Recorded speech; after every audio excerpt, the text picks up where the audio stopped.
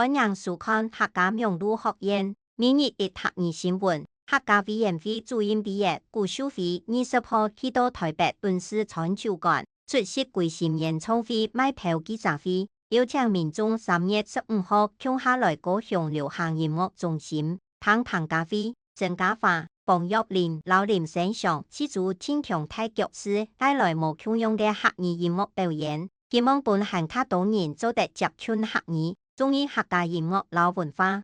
顧主委表示，客委會今年留高雄市政府合作，喺高雄流行音樂中心舉辦歸心演唱會，還特別邀請到四組華客語樂壇傑出型嘅歌手登台表演。未來，客委會未會進一步規劃喺其他縣市舉辦客家流行音樂嘅表演，本全台各區都做得看到客家音樂獎嘅一面。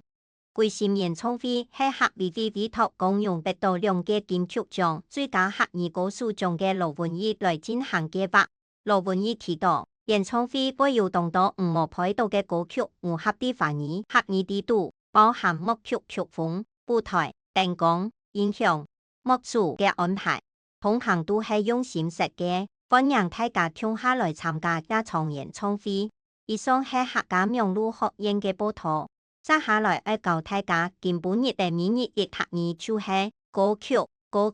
耶穌歌曲啥啥都曉唱，耶穌歌曲啥啥都曉唱，唔學為盲，下一拜章來了。